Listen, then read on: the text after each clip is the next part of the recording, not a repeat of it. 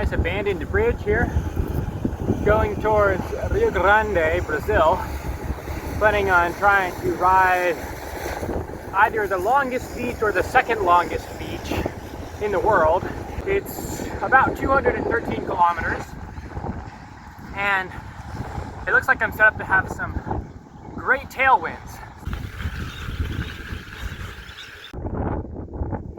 All right, I'm flying down the beach, wind at my back. I really do not like to imagine what this would be like going the other direction. Wow!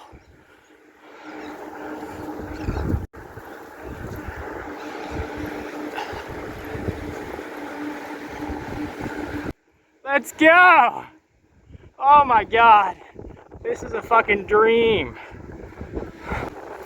I hope it continues like this for the next 10 hours.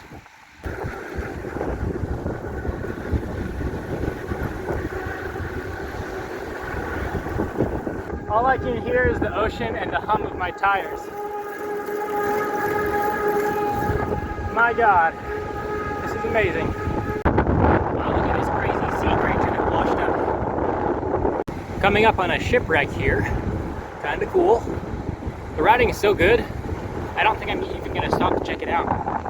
Oh, look at that foam. Oh, that's great. But, kinda cool.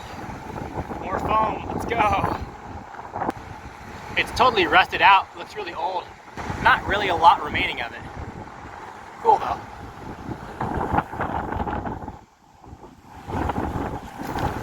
Alright, bye shipwreck. This fucking turtle is dead, and it's huge. It's absolutely massive. It doesn't smell as bad as I thought it might, based on how it looks. But, god damn, that's a big turtle. It's 6 o'clock now. It's starting to get dark. It's so beautiful. It's empty. Really nobody else out here. Just a lot of birds, a tailwind. There's some ruined houses, some old ruined buildings and walls along the beach. But other than that, not really much signs of human activity. Another huge turtle. 6:30 p.m. It's mostly dark now. I could try and camp, but it's kind of wet and very sandy and very windy, and there's no wind cover, and there's a tailwind right now. So I'm thinking about just trying to ride through the night. The only real disadvantages of that are that I wouldn't sleep, that's definitely a disadvantage. And the other thing, is this another sea turtle? What is that? The other problem is that I can't see very well. It is another sea turtle. It is another sea turtle. Some kind of armadillo thing off there. Cool animal sighting so far. I do have a moon, but there's too much cloud cover for it to really be useful. I'm just gonna keep riding. It's great. I came inshore a little bit to see the lighthouse, which my headlamp is not bright enough to show. But there's a ton of frogs. Very loud croaking frogs everywhere here. Hey buddy. There he is. That's the one making noise. These guys. Alright, here is the front of the lighthouse. I'm around the backside of the lighthouse now. I like the idea of trying to get to the end of the beach all in one day, but I think it makes a lot of sense to camp here. I have wind protection.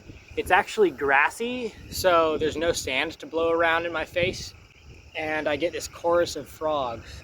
Tomorrow in the morning, if the weather forecast holds true, I should have a great tailwind again, and it'll be daylight. I should be able to get to the end of this beach early afternoon tomorrow. That's my plan.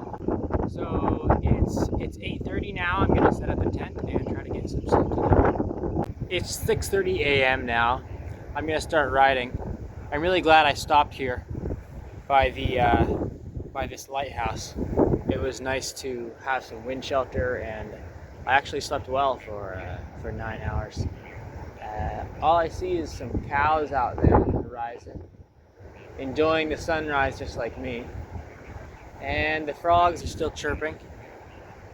Gonna be a good day of riding today, I think. Look at that sunrise.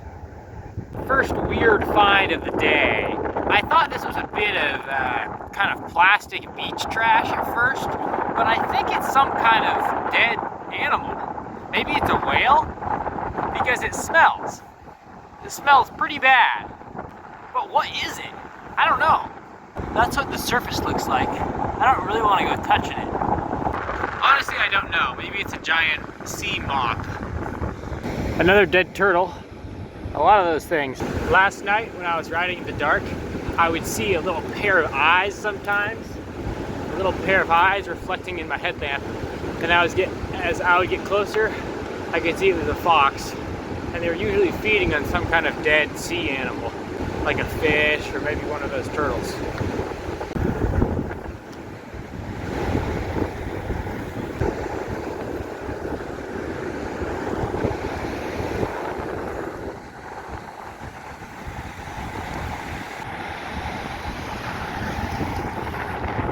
It's 8:30 a.m. Here comes the first vehicle to pass me today. It looks like some kind of logging vehicle ready to carry some big logs. Another big old dead thing. I think it's a sea lion. Dead baby dolphin. Whale bones. I still have a tailwind. Yeah, I should be able to get to the beach by this afternoon. There's a fisherman pulling in his net down there. This baby sea turtle looks like it was recently trying to get down to the beach. I wonder if it's still alive. I actually think it's still alive. Yeah, it's definitely alive. I'm gonna try and bring it down to the beach. I'm gonna try and bring it down to the water. Oh man, hey buddy. Oh. Okay, let's go. Is this helping it, or am I like fucking up nature by doing this?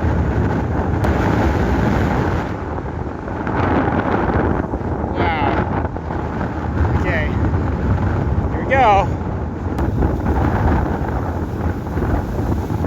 Alright, let's put it down here. Oh yeah, that's what it wanted. Go on.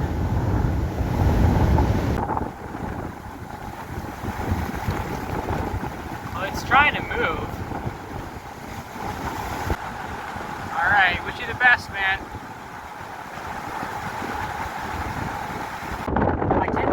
Bird is dying or protecting its eggs or something. Will it let me get a little closer? Yeah, it's definitely dying. I see dog tracks all around it. I think a dog probably mortally wounded it, and it's just dying there. Sorry, but here's the second lighthouse on the beach. Actually, it's property of the Navy, I guess. Marina do Brazil. And I'm not supposed to go inside. But it looks pretty cool. I just met some guy, and he was talking in Portuguese, so I didn't understand very well. But he said something about his fishing boat. I see something out on the horizon, faintly through the fog, and it looks like it might be a beached fishing boat. It didn't seem like he was asking for help. I would have helped him if I could, but let's go check it out. I wonder if we're gonna have another shipwreck here on this beach. Well, here's the boat. It's actually huge. I was thinking maybe I could help him push it back in, but I don't think that's happening.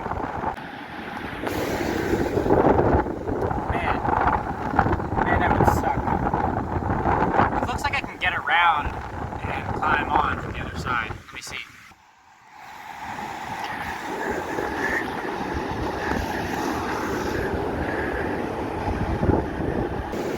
All this stainless steel. Lots of stainless steel.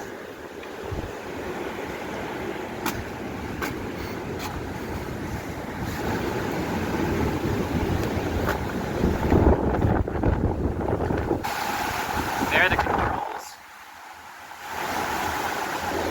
Deus no comando. I wonder what that means. Deus no comando. Maybe that means like God commands us or something. Well, I guess God commanded this then. That sucks. Man, it does really suck that that guy's ship got wrecked. Although, to be fair, he did not actually seem that upset. Maybe it happened a while ago. It looked like it happened a while ago, and maybe he's just back here to try and salvage some parts. Anyway, now it's just the latest among many shipwrecks along this coast. I've got about 75 kilometers more to go, and the riding's good still. The riding's really good still. Still have a tailwind. And some of my concerns about cycling on this beach were, first of all, the wind. My other concern was water crossings, because when the rivers go into the ocean, sometimes it can be a little bit difficult to cross. But none of them have been very large, even though it's the wet season here and it has been raining a lot. My other concern was the riding surface. And most of the time the sand is good and firm and just fine. It's never been too dry and fluffy, but there are times when it gets a little bit too soggy and that slows me down a little bit. But it's fine. It's no problem to keep riding with 2.35-inch tires. And I think even with much smaller tires, you'd have no problem continuing to ride through it. Another concern could be the tide. If the tide came in all the way, you might not be left with much beach to ride on. And I didn't check the tide charts, and I don't know how far it goes in. So maybe I'm just getting lucky, but if that did happen, you just have to wait it out and the tide would go out again. So that shouldn't really be an issue either. As far as how much food and water to carry, I'm carrying a couple days worth of food and 6 liters of water, which is more than enough. I don't think there are going to be any food resupplies along the route, but at least now during the wet season, there's a lot of these freshwater streams. I'm crossing one right now.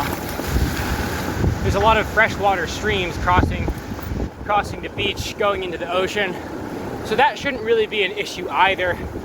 I like carrying the extra water just so I don't have to worry about purifying a stream.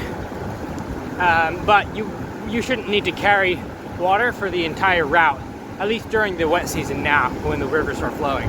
Anyway, I think the biggest challenge with this ride would probably be the wind.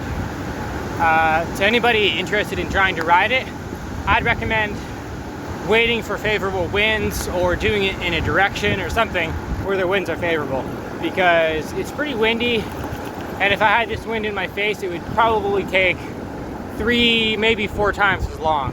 50 kilometers left, about a quarter of the way left.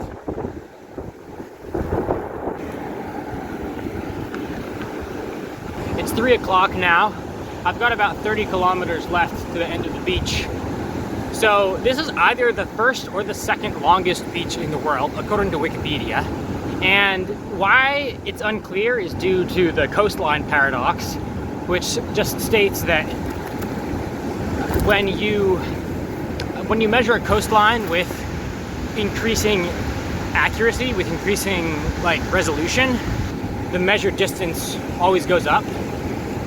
So just depending on how you measure it, it's either the first or the second longest beach in the world. Looks like I'll get it done in about 24 hours. And to be honest, my butt definitely hurts. So, we gotta do a water crossing here. Whoa! All right. So to motivate myself, I'm gonna eat 2 squares of chocolate every 15 minutes. And I think by the time I finish this bar, I will have gotten very close to the end of the beach. All right, almost there. All right, we're coming up on the end of the beach. Well, I made it to the end of the beach here, but it's not the end of this bike trip. I'm gonna go try and wash the salt off my bike, try and find a place to camp tonight, and then tomorrow I'm gonna cross into Uruguay, which is just a couple hundred meters behind me, on the other side of this barrier, on the other side of a river. and go towards Montevideo from there.